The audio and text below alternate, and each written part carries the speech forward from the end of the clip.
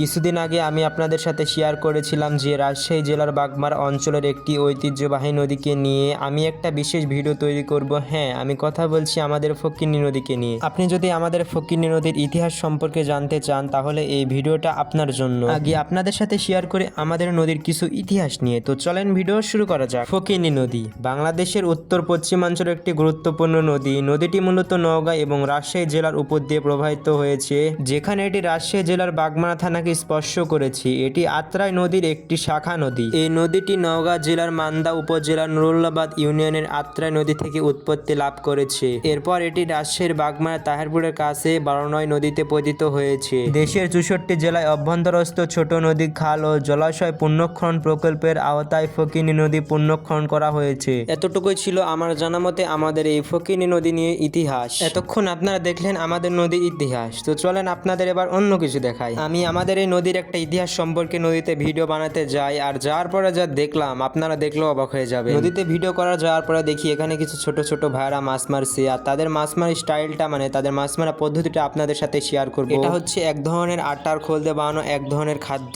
এই খাদ্যটা নদীতে ফেলে আসতে হবে আর কিছুক্ষণ অপেক্ষা করতে হবে। তারা কিছুক্ষণ অপেক্ষা করার পরে মানে বোতলটা উপরে তুলে নিয়ে আসে, আর উপরে তুলে নিয়ে আসার পরে যা মাছ দেখলাম সেটা আপনারা দেখলেও অবাক হয়ে যাবে। আর সামান্য একটা ছোট বোতল থেকে যে এত মাছ, সেটা যদি আপনারা নিজের চোখে না দেখেন কোনোদিনও বিশ্বাস করতে পারবেন না। আপনারা এখন যে মাছগুলো দেখতে পাচ্ছেন এটা কিন্তু এক বোতলের মাছ। মাছ মারার জন্য এগুলো ছোট ভাইরা দিনে 4 থেকে 5টা বোতল এখানে রেখে দেয়, আর 4-5টা বোতলের মাছ যদি একত্রিত করা হয় তাহলে কতগুলো মাছ হবে সেটা আপনাদের ধারণার বাইরে। মাছ মারা পদ্ধতি এবং আমাদের নদীর ইতিহাস আপনাদের কাছে কেমন লেগেছে অবশ্যই কমেন্ট করে জানাবেন। আর আজকের ভিডিওটা এ পর্যন্তই, দেখা হবে নেক্সট কোনো ভিডিওতে। সে পর্যন্ত ভালো থাকবেন, সুস্থ থাকবেন, আল্লাহ হাফেজ। আজকের এই ভিডিওটা যারা ইউটিউব থেকে দেখছেন চ্যানেলটি অবশ্যই সাবস্ক্রাইব করে দিবেন, আর যারা ফেসবুক থেকে দেখছেন অবশ্যই ফলো করে লাইক কমেন্ট করে সাথেই থাকবেন। ধন্যবাদ, দেখা হবে অন্য কোনো ভিডিওতে।